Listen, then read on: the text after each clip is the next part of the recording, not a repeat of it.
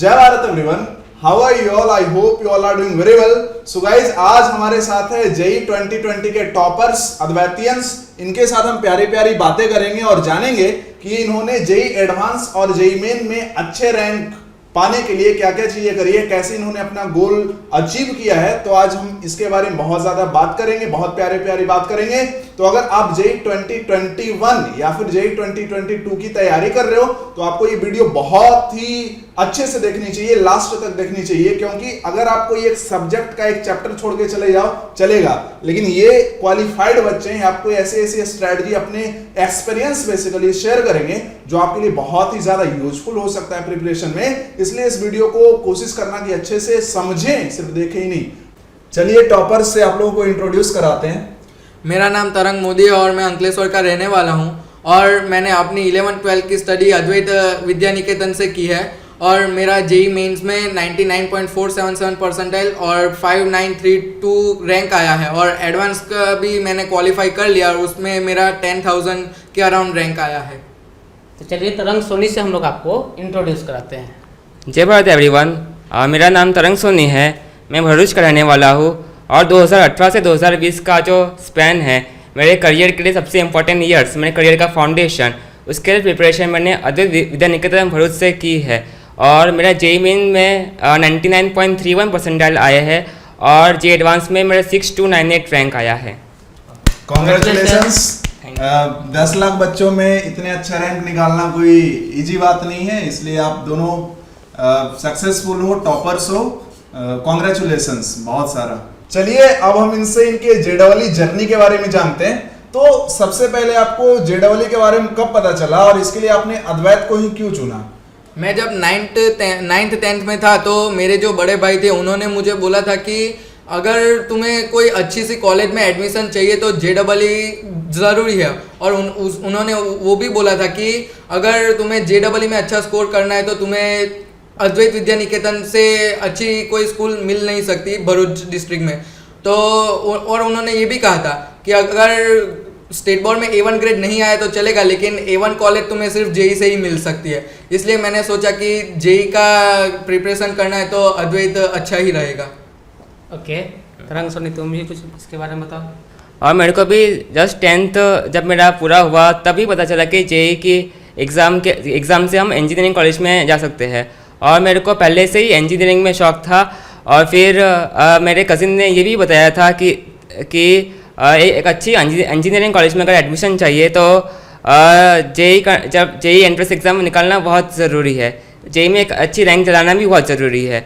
और मेरे माता पिता ने जब रिसर्च की, मतलब जब पता किया तो उन्होंने पाया कि भरूच डिस्ट्रिक्ट में अद्वैत विद्या निकेतन की एक ऐसी संस्था है जो बोर्ड के साथ साथ जेई की प्रिपरेशन भी बहुत अच्छी तरीके से कराती है, इसलिए मैंने अद्वैत विद्या निकेतन को चुना।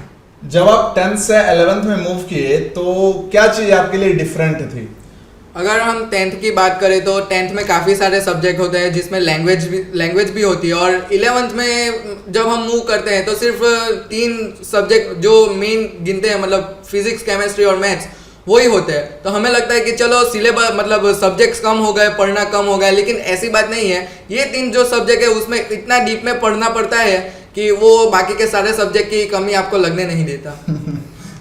तो 11th और 12th के स्टडी में क्या डिफरेंस समझ में आया तुमको? अगर हम 11th की बात करें तो हम 10th से जब 11th में एंटर करते हैं तो जो सब्जेक्ट की जो वैरायटी होती है वो तो ज़रूर कम हो ही जाती है, उनका जो डेप्थ है वो डेप्थ बहुत इंक्रीज हो जाती है। तो पहले तो 10th और 11th का जो गैप है वो कवर करना पड़ता है और 11th में जो फाउंडेशन है, साइंस की जो फाउंडेशंस है वो फाउंडेशंस क्रिएट होती है। अगर हम 11th से 12th में मूव करें तो जो फाउंडेशन है अगर वो हमारी तैयार होगी तो हम उस 12th में हम अच्छे से कर सकेंगे, क्योंकि जो 12th में हम 11th की जो फाउंडेशन तैयार हो गई है उसी को एक्सटेंड करते हैं और ऐसे पूरे एक करियर के फाउंडेशन की पूरी एक बिल्डिंग तैयार हो जाती है।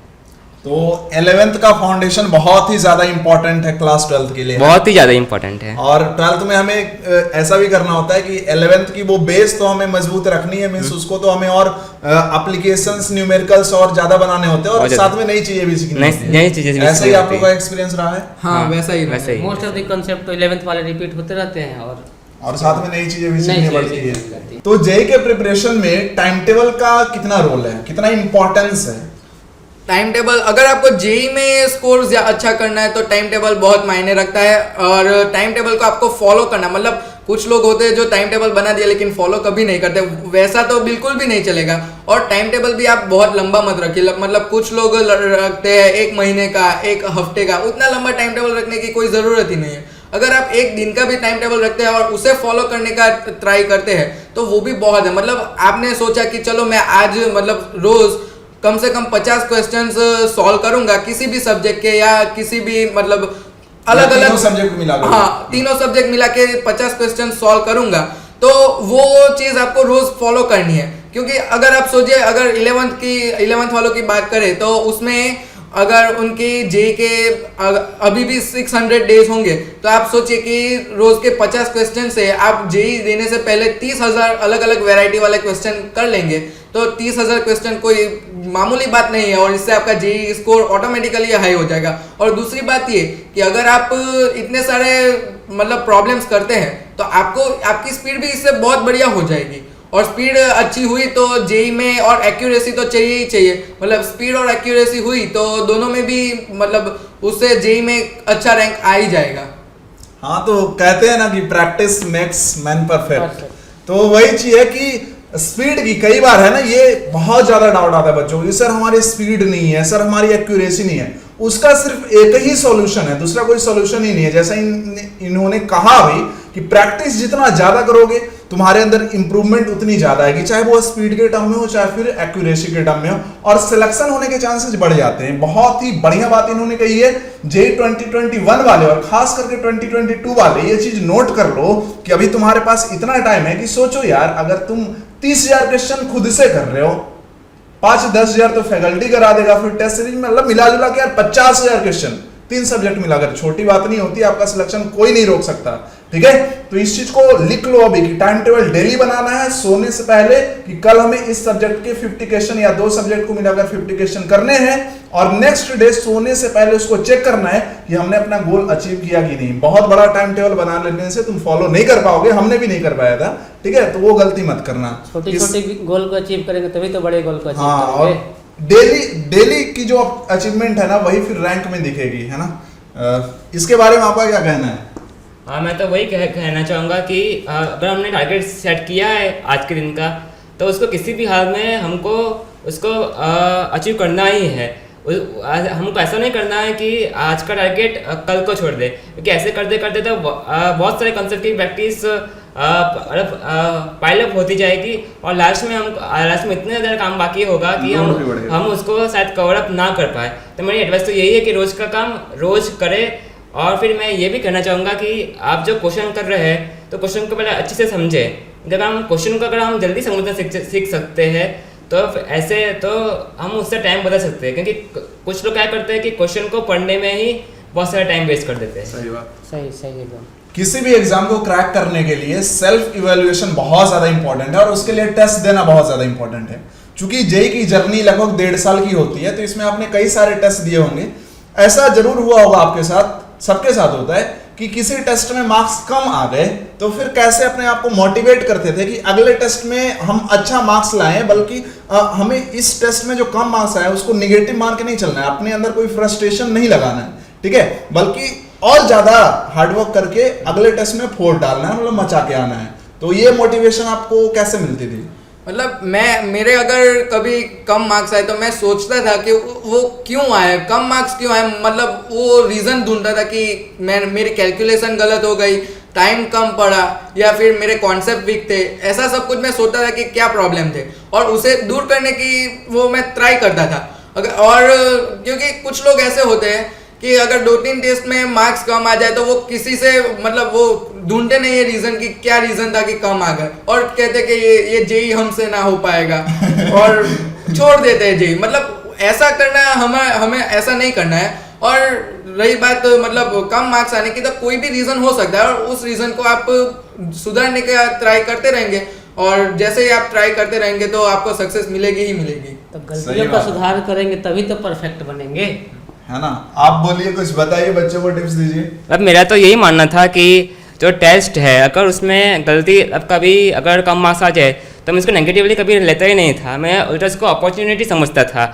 उससे हमको अपॉर्चुनिटी मिलती है कि हमारे कॉन्सेप्ट में कहाँ पर गलती रह गई है या फिर किस वजह से हमारे मार्क्स कम आए हैं। फिर मैं उस गलतियों को पर काम करता था और फिर अगले टेस्ट में अपने मैक्सिमम परफॉर्मेंस को मैक्सिमाइज करने की पूरी ट्राई करता था।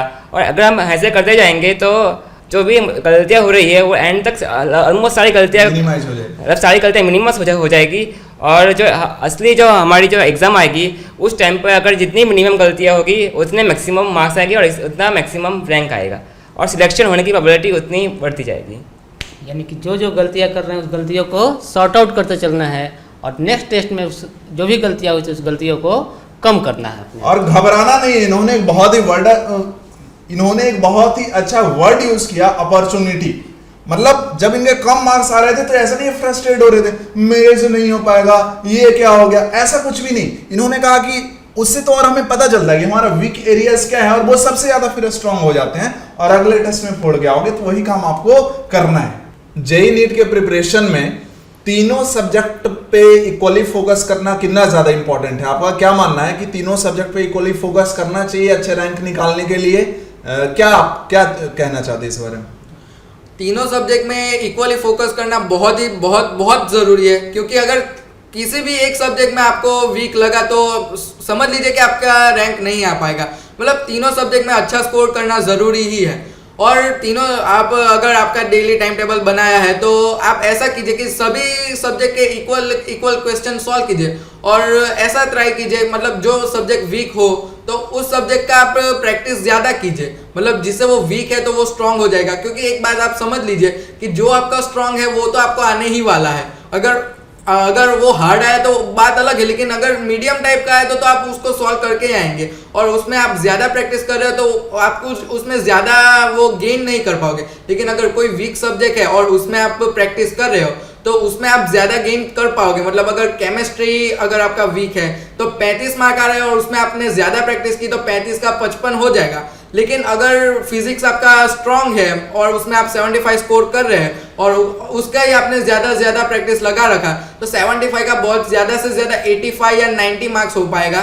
लेकिन वो केमिस्ट्री वाले से तो कम ही हो पाएगा, मतलब मार्क्स उतना इंक्रीज नहीं कर पाएगा और आप इतना अच्छा स्कोर नहीं कर पाएंगे। यानी कि तीनों ही सब्जेक्ट पर अपने को बैलेंस बना करके रखना है। मतलब हमें पहले ये करना है कि पहले एक सेफ जोन में तीनों सब्जेक्ट को ले आना है, उसके बाद फिर जो आपका इंटरेस्टिंग है वो तो ऑब्वियसली सब ज्यादा उसको पढ़ते ही है ना।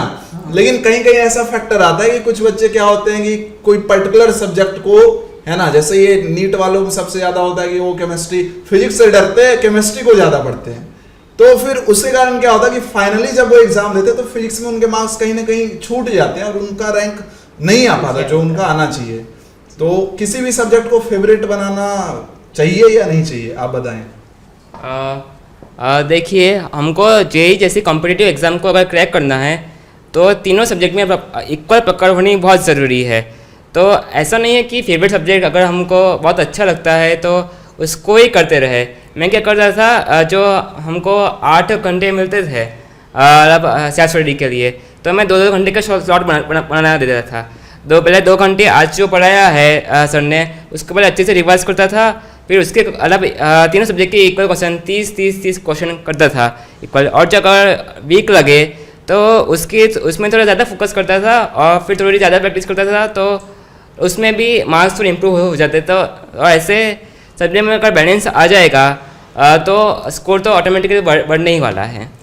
और वीक सब्जेक्ट को स्ट्रॉन्ग करने के लिए टीचर के साथ कनेक्टेड रहना ये कितना ज्यादा इंपॉर्टेंट है? मतलब टीचर के साथ अगर हम कनेक्टेड रहेंगे तो डाउट सॉल्विंग, मतलब ये सब के बारे में आप ही बताइए। हाँ, मतलब टीचर के साथ जितना आप कनेक्ट रहोगे आपका मार्क्स उतना ही बढ़ेगा, वो बात आप समझ लीजिए। अगर टीचर से कनेक्ट नहीं रहे तो आपके डाउट सॉल्व नहीं हो पाएंगे और डाउट सॉल्व नहीं हुआ और ऐसा मान लीजिए कि चलो कोई एक क्वेश्चन था और आपने उसे सॉल्व नहीं किया और लक बाई चांस वही क्वेश्चन आपको जेईई में आ गया तो आप क्या करोगे? मतलब इतने वो बहुत सारे क्वेश्चन होंगे तो आप कितनों के आंसर याद रख लोगे और कंफ्यूजन भी होगा। मतलब जितना आप सर लोग से आप मतलब दूरियां कम रखोगे उतना ही आपका मार्क्स से दूरियां कम होती जाएंगी।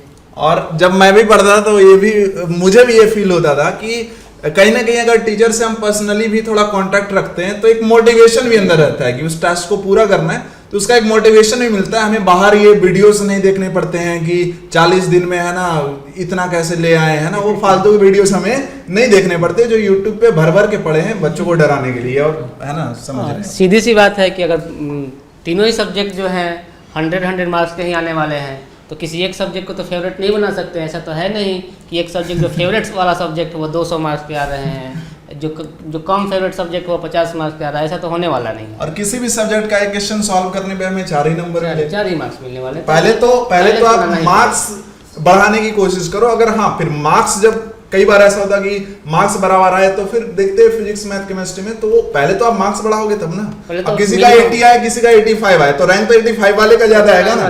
ऐसा थोड़ी कि आपका मैथ मान लो फेवरेट है और उसमें आपका सबसे अच्छा स्कोर है तो थोड़ी बोलेगा कि आपका फेवरेट है चलो इसको पहले रैंक देते हैं, ऐसा नहीं होगा ना। मार्क्स सबसे पहले मार्क्स को गेन करने की कोशिश करो, उसके बाद फिर सब्जेक्ट में है ना मिनिमम मार्क्स जो होना चाहिए वो मिनिमम मार्क्स पहले आ जाने चाहिए, इसके बाद हम लोग फेवरेट सब्जेक्ट बना सकते हैं। सही है। तो सबसे ज़्यादा डाउट जो होता है अपने बच्चों को कि सर जेई और बोर्ड को कैसे बैलेंस करें। सर जेई को करने जाते हैं तो बोर्ड पीछे हो जाता है, और बोर्ड को करने जाते हैं तो सर जेई पीछे हो जाता है, मतलब गैप ज़्यादा होता है। गैप ज़्यादा हो जाता है। तो समझते हैं हम लोग कि इन्होंने कैसे कोप अप किया इसके साथ कैसे बैलेंस किया कि जेई में भी अच्छा किया इन्होंने और बोर्ड में भी अच्छा किया इन्होंने। उसमें बात क्या है, हम जब बोर्ड के लेक्चर्स होते थे तब मैं जो बोर्ड की जो तैयारी होती है वो बोर्ड के लेक्चर्स में के दौरान ही हो जाती है। तो फिर वो तो फिर सिर्फ घर पे जाके सिर्फ जे के प्रैक्टिस करना ही रहता है कि बोर्ड की तैयारी तो लेक्चर के दौरान हो ही गई है, सिर्फ प्रैक्टिस कर। और जो MCQs होते हैं बोर्ड में वो भी जे के साथ साथ हो ही जाते हैं। तो फिर बात रही सब्जेक्टिव को कैसे लिखेंगे, तो मैं क्या करता था कि मतलब एग्ज़ाम के 2-3 दिन पहले सिर्फ लिखने की प्रैक्टिस कर लेता था, बाकी सब एग्ज़ाम के दिन हो ही जाता था। क्योंकि उसमें अगर हमको कॉन्सेप्ट अगर याद है तब हम अपने आप खुद से बना के भी लिख सकते हैं। ओके तरंग, अगर मैं मेरी बात करूँ तो 11th में ही, और जो बच्चे 11th में तो आपके ऑलरेडी 2-3 महीने तो हो ही चुके हैं, तो अब तक तो आपको पता चल ही गया होगा कि आपको जेई आता है या नहीं आता है। अगर आप 200 मार्क्स ला रहे हैं, मतलब 175 मार्क्स ला रहे हैं, इतने मार्क्स ला रहे हैं, तो आपको स्टेट बोर्ड पे उतना ध्यान देने की बहुत ज़रूरत नहीं है। मतलब अगर आप 11th में, हाँ खास करके 11th के मार्क्स कहीं रजिस्टर भी नहीं होते कोई काम का, हाँ, और आप उन स्टेट बोर्ड में ज़्यादा ध्यान देने की आपको ज़रूरत नहीं, और आप जेई में जितना ज़्यादा ध्यान दोगे तो उससे आपका रैंक जेई में अच्छा आएगा। और रही बात स्टेट बोर्ड के एग्ज़ाम की, तो वो 12th में जनवरी के एग्ज़ाम जेई का एग्ज़ाम होगा। उसके बाद आप उसे मतलब 2 महीने रहेंगे आपके पास, तो उसमें आपके कॉन्सेप्ट अगर क्लियर है तो आप आराम से मतलब स्टेट बोर्ड का एग्ज़ाम भी अटेम्प्ट कर सकते हो। और जनवरी तक आप सिर्फ जेई पर ज़्यादा फोकस रहे, और वैसा भी नहीं है कि मतलब स्टेट बोर्ड को पूरा ही छोड़ देना है। मतलब यहाँ पर स्कूल में जो एग्जाम्स होते हैं वो भले ही आपने बिल्कुल कुछ भी नहीं पढ़ा फिर भी आपको एग्जाम्स देने हैं। आपको लगेगा कि कम मार्क्स आ रहे हैं, लेकिन ये भी तो सोचिए कि आप बिना पढ़े वो एग्जाम्स दे रहे हैं, और 20-30 जो भी मार्क्स आ रहे हैं वो आप आसानी से ले आ रहे हैं। तो आप जब पढ़ोगे तो मार्क्स आने के चांसेस बहुत ज़्यादा है। और आपको सिर्फ लैंग्वेज लिखना आना चाहिए, वो आप 2 महीनों में मतलब आप कवर कर लोगे कि कैसे कौन सी लैंग्वेज में लिखना है, कैसा लैंग्वेज होना चाहिए। और मतलब स्टेट बोर्ड के, और ऐसा भी नहीं है कि जेई अगर कर रहे हैं तो स्टेट बोर्ड का लेक्चर बिल्कुल ही मतलब वो अटेम्प्ट करना ही छोड़ दिया, वैसा भी नहीं है। एक बात समझ लीजिए कि अगर आप जेई में जो पढ़ रहे हैं वो वही आप अगर स्टेट बोर्ड में भी पढ़ रहे हैं, तो आप ऐसा समझिए कि आपको वो रिवीजन हो रहा है, और जितना रिवीजन ज्यादा होगा साइंस में उतना ही आप अच्छा स्कोर कर पाओगे, कॉन्सेप्ट उतना ही ज्यादा क्लियर होगा। बोर्ड के जो लेक्चर हो रहे हैं उसको अच्छे से भी अटेम्प्ट करना है। बोर्ड में ही जब हम लोग लेक्चर अटेम्प्ट कर रहे हैं, जैसा कि तरंग ने बताया कि जब बोर्ड का लेक्चर अटेम्प्ट कर रहे हैं हम लोग, उसी टाइम पर अपना most of the preparation sort out कर लें हम लोग।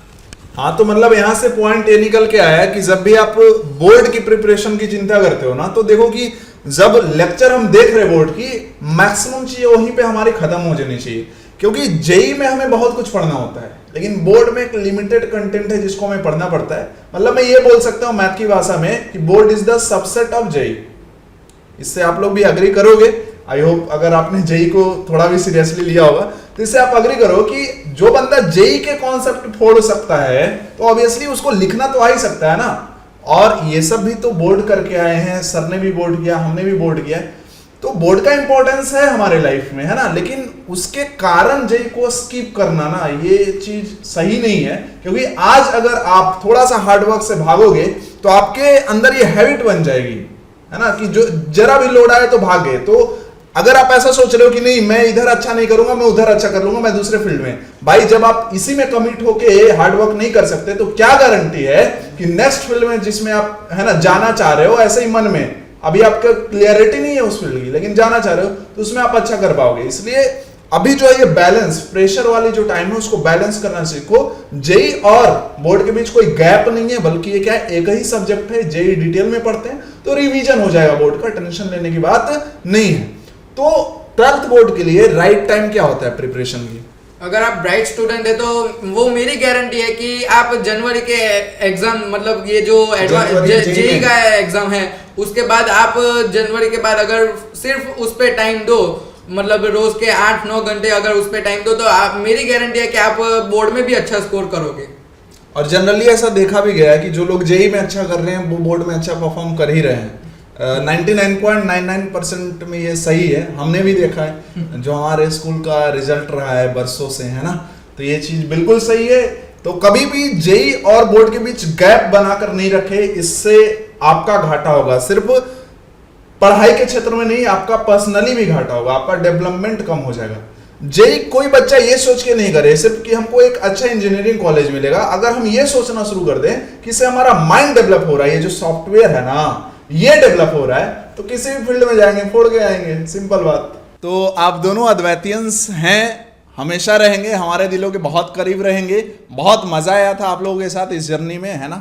और तो बहुत सारी मजा तो हमने क्लास में भी लिए, बहुत ये याद ही होगा सब। तो बताएं कि अद्वैत का इन्वायरमेंट कैसा था आपके लिए? अद्वैत के अगर एनवायरनमेंट की बात करें तो यहाँ का एनवायरनमेंट बहुत बढ़िया है। मतलब अगर आपको पढ़ाई से अगर प्यार है और नहीं भी है तो भी आपको पढ़ाई से प्यार हो जाएगा, और वो ज़रूरी भी है 11th-12th के लिए, क्योंकि जितना आप दूसरों से नहीं पढ़ाई से प्यार करोगे तो आपका मार्क्स आने का चांसेस और बढ़ जाएगा। दूसरे से प्यार करने पे कटता जरूर है और इससे प्यार करने पे मार्क्स कटते नहीं बढ़ते हैं, ठीक है। तो ध्यान देना, सबका कटेगा, दूसरा रोजगार खोजोगे तो, है ना। तो इसलिए पढ़ाई पे ज्यादा फोकस करो, उससे प्यार करना सीखो। तो तरंग सोनी, आप भी थोड़ा एक्सपीरियंस शेयर करें हमारे। मुझे अद्वैत का एनवायरनमेंट बहुत ही ज़्यादा सपोर्टिव लगा।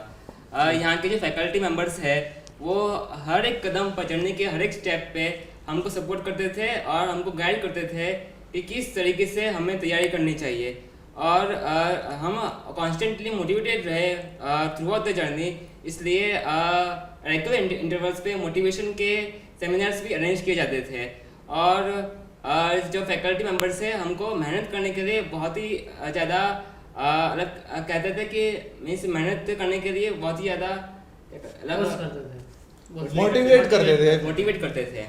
बेसिकली वो कहते हैं ना, एक एक्टिवेशन एनर्जी मिल जाता था आपको कि अब तो फोर डालना है, क्वेश्चन को एकदम फोर डालेंगे, एग्जाम पेपर में मचा के आएंगे, है ना। तो जो क्लास इतने अच्छे जाते थे कि लगता है कि हम एग्जाम को एकदम फोड़ के ही आएंगे। मतलब इतनी ज़्यादा एनर्जी मिल जाती थी, इतना ज़्यादा मोटिवेशन एनर्जी मिल जाती थी कि काम करने के लिए एक्स्ट्रा एनर्जी की जरूरत ही नहीं पड़ती थी। मजा आ जाता यार आप लोगों को बहुत मिस करेंगे, बहुत मजा आया था क्लास में। बहुत सारे ऐसे स्टूडेंट हैं जो गुजराती मीडियम से इंग्लिश मीडियम में शिफ्ट होते हैं, या फिर हिंदी मीडियम से इंग्लिश मीडियम में शिफ्ट होके जेई की प्रिपरेशन इंग्लिश मीडियम में करते हैं। तो उनके लिए लैंग्वेज कितना बड़ा चैलेंज है, आप बताने की कोशिश करें। अगर मेरी बात करूँ तो मैंने मेरा मीडियम चेंज नहीं किया। मतलब मैंने जो स्टेट बोर्ड का एग्ज़ाम दिया था वो भी गुजराती मीडियम में ही दिया था, लेकिन जो यहाँ का जेई का एग्ज़ाम था वो मैंने इंग्लिश में ही दिया था, क्योंकि अगर वो सही प्रैक्टिस करना चाहते हो तो वो इंग्लिश लैंग्वेज ही बेस्ट है और हिंदी से बढ़िया इंग्लिश रहेगी। और अगर बात करें कि जो प्रॉब्लम आती है तो वो आप प्रैक्टिस करोगे तो 2-3 महीनों में हो ही जाएगा।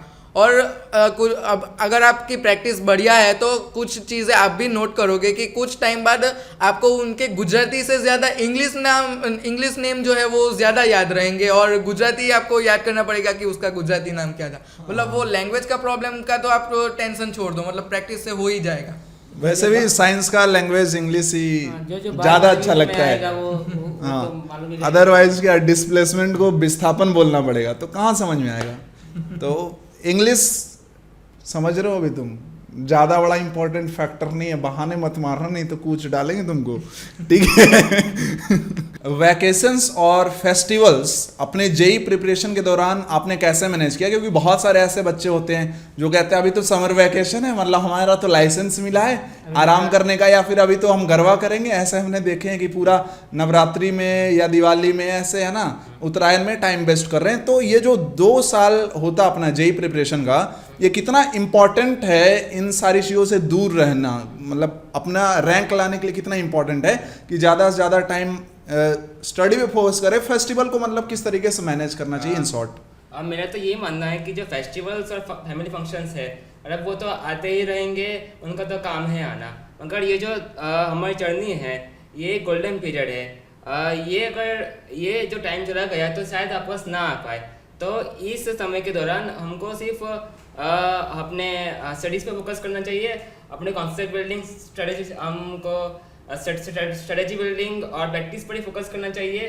और फिलहाल तो इन 2 साल के लिए हमको फैमिली फंक्शन फेस्टिवल्स वगैरह से दूर ही रहना चाहिए।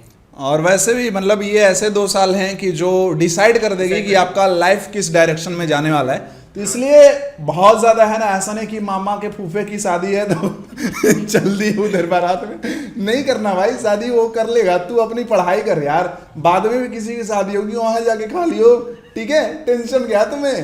तो ज़्यादा से ज़्यादा टाइम जो है ना ये 2 साल का, वो अपने स्टडी पे रखना है, फोकस्ड रहना है उस पर, डिस्ट्रैक्ट नहीं होना बहुत। हाँ देखो, इंटरटेनमेंट जरूरी है, मजे लेने जरूरी है, लेकिन आप 6 दिन वीक में पढ़ाई करो फोड़ के, ठीक है, 7वां दिन तुम इंटरटेन करो खुद को, कोई नहीं रोकेगा। लेकिन अगर तुम इंटरटेनमेंट के नाम पे अरे इंजॉयमेंट करेंगे, इंजॉयमेंट, तो उसके नाम पे ऐसा नहीं है कि अपना स्टडी को ही गोली मार दो तुम, है ना, वो चीज़ें हमें नहीं करनी है। डिस्ट्रैक्शन से हमें दूर रहना है, इंजॉयमेंट के थोड़ा तो पास रहना पड़ेगा। क्योंकि कई बार ऐसा होगा हमारे प्रिपरेशन के दौरान कि जब हमारा मन अशांत होगा या फिर ज़्यादा अंदर फिजिक्स केमिस्ट्री मैथ भरा होगा, तो उसको है ना बाहर निकालने के लिए हम मूवी देख लिए कभी जाके फैमिली के साथ, वो सारी चीज़ें कर सकते हैं। लेकिन ऐसा नहीं है कि मिर्ज़ापुर भी देखेंगे, फैमिली मैन भी देखेंगे, सब कुछ देखेंगे, है ना, और IPL भी देखेंगे।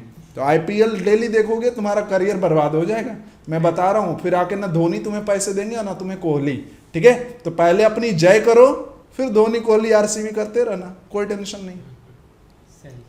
क्या और आप क्या कहना चाहिए? और वैसे भी वो कहावत तो सुनी ही होगी कि 4 साल की मेहनत और 40 साल का आराम, और 4 साल का आराम और 40 साल की मेहनत। तो आप डिसाइड कर लो आपको आराम कब करना है, 40 साल या 4 साल। मतलब अभी हमें इन शॉर्ट यही ये कहना चाह रहे हैं कि अभी हमें मेहनत करने पे, मतलब लाइफ किस डायरेक्शन में जा रही है उसको डिसाइड करने में फोकस करना है कि हम किस डायरेक्शन में अपनी लाइफ को ले जाना चाह रहे हैं।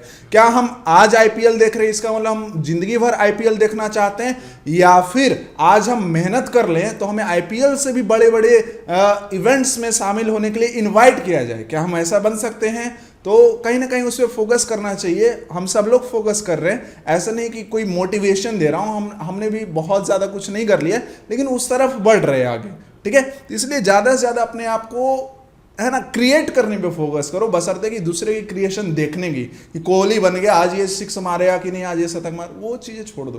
पहले खुद के क्रिएशन पे ध्यान रखो कि हम किस डायरेक्शन में हम अपने लाइफ के लिए, आज जो हमारा दिन था तो हमने कितना स्टेप इसमें आगे बढ़े अपने गोल की तरफ, तो इसका हमें पर्टिकुलरली ध्यान रखना है। बाकी तुम लोग तो इतने समझदार हो ही, ठीक है। आप अपने जूनियर्स को क्या एडवाइस देंगे जेई और नीट की प्रिपरेशन के लिए?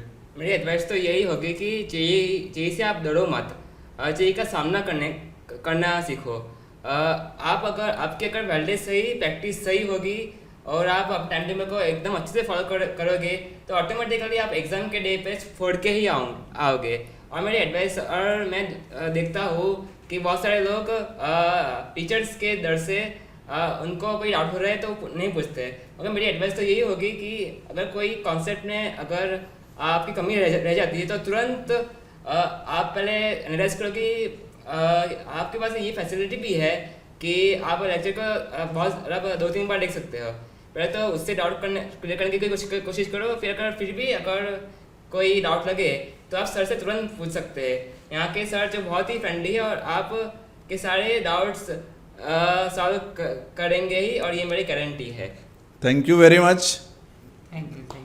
कुछ बच्चे यहाँ पे ऐसे होते हैं जो समझते हैं कि हम बोर्ड कर लेंगे, घुसकेट कर लेंगे, कौन इतना लोड लेगा। तो आपको क्या लगता है कि मतलब घुसकेट और जेई में क्या डिफरेंस है? क्योंकि अच्छे जो कॉलेज है, आपको क्या लगता है कि किससे अच्छे कॉलेज हमें मिल सकते हैं? और मेरा तो ये मानना है कि जेई से नेशनल लेवल के अच्छे कॉलेज मिल सकते हैं। अगर हमने जेई की प्रिपरेशन की है तो घुसकेट की प्रिपरेशन करने की जरूरत ही नहीं पड़ती है। वैसे भी घुसकेट की जो लैंग्वेज है वो जेई से थोड़ी ज़्यादा इजी आती है, और उसमें सवाल भी इजी है आते। अगर आपने पीओसी के सॉल्व कर दिए घुसकेट के सवाल, तभी हो जाएगा। मतलब घुसकेट हो गया या फिर बोर्ड हो गया, that is subset of JEE, है कि नहीं? और वैसे भी कभी भी स्टेट लेवल एग्जाम से आपको नेशनल लेवल कॉलेज थोड़ी ना मिल जाएगा। अगर आप गुस्सेट सोच रहे हो, गुस्सेट क्लियर करके इंजीनियरिंग कॉलेज में जाएंगे, तो उससे कभी भी आपको नेशनल लेवल कॉलेज तो नहीं मिल सकता यार, लेकिन नेशनल लेवल एग्जाम से सब कुछ मिल सकता है। तो इसलिए जेई को फर्स्ट प्रायोरिटी पे रखो। कुछ लोग क्या है, मेहनत नहीं करना चाहते, अपने कंफर्ट जोन से बाहर नहीं आना चाहते, इसलिए बोल देते कि नहीं हमसे ना हो पाएगा।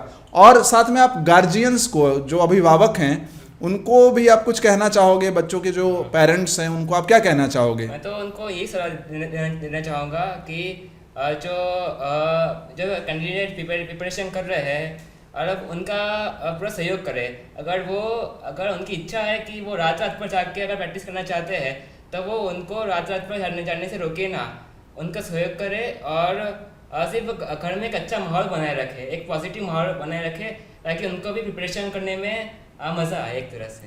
हाँ, और थोड़ा हेल्थ का ख्याल रखें। और बच्चा जो करना चाह रहे हो उसको करने दीजिए। थोड़े कभी मार्क्स ऊपर नीचे हो सकते हैं, तो मेरा सभी पेरेंट्स से ये नम्र निवेदन है कि बच्चे को फोर्स नहीं करे, डांटे ज़्यादा नहीं। कभी कभार क्या होता है, बच्चे की जेई का प्रिपरेशन ज़्यादा कर रहा है तो बोर्ड में मार्क्स थोड़े कम हो जाते हैं, ऑटोमेटिकली ऐसा होता है। तो उसके लिए ज़्यादा टेंशन लेने वाली बात नहीं है। फाइनल एग्जाम में सब कुछ सही जाएगा। अपने बच्चों को सपोर्ट करते रहे। अब लास्ट में आप ये बताएं कि अपने जूनियर्स को आप क्या चैलेंज देना चाहेंगे? आप दोनों ही बताएं। अद्वैत की यह परंपरा रही है कि हर साल उसकी आगे वाली बैच का रिकॉर्ड तोड़ देती है। तो हम भी ऐसी आशा रखेंगे कि हमारा रिकॉर्ड भी एक साल से ज़्यादा टिक नहीं पाएगा। आपने भी तो यही किया था, पिछले बैच का रिकॉर्ड तोड़ दिया और आपने एक शट कर दिया अभी कि अब नेक्स्ट बैच ध्यान से सुन लो। 2021 वाले चैलेंज दे रहे तुम्हारे सीनियर तुमको, हैं? एक्सेप्ट करो और इनसे अच्छा रैंक ला के दिखाओ, और नहीं लाओगे तो इनको वापस बुलाएगा, तुम्हें पूछेंगे जरा, है ना? आप क्या कहना चाहोगे? चैलेंज और क्या देना चाहोगे बच्चों को? मैं तो ये चैलेंज देना चाहूँगा कि हमारा रिकॉर्ड आप तोड़ के बताओ, तब हम मानेंगे। देख लो, साफ साफ बोल रहे, तोड़ के बताओ जरा। तो तुम भी तोड़ के बताना, है ना? ऐसा बताना कि अगले साल तुम्हारा इंटरव्यू जाएगा और तब तक और, है ना, मजा आ जाएगा। और तो अब आगे का क्या प्लान है? रोजगार, ये सब का कुछ? रोजगार समाचार का क्या? रोजगार मतलब मेरे जो भी स्टूडेंट है वो तो समझते हो रोजगार का मतलब क्या होता है।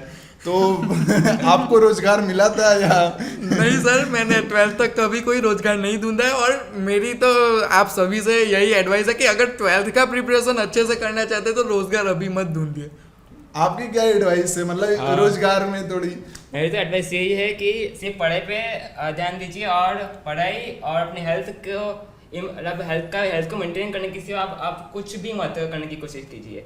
अगर एकदम फोकस स्टडी करना चाहते हो तो सिर्फ पढ़ाई पे फोकस कीजिए। रोजगार तो कॉलेज में मिल जाएगा। और ध्यान देना, कॉलेज में तुम लोग भी ध्यान देना कि फर्स्ट सेमेस्टर में रोजगार ढूंढ लियो, वरना जिंदगी भर सिंगल मरोगे मेरी तरह, ठीक है? तो all the very best and wish you a bright future ahead, great journey ahead, और एकदम फोड़ के आओ, है ना? अद्वैत अपने माता पिता इवन देश का नाम रोशन करो, और जा यार खूब पैसे वैसे भी कमा, कुछ हमें भी दे दियो। तो thank you very much for coming. Thank you. Thank you.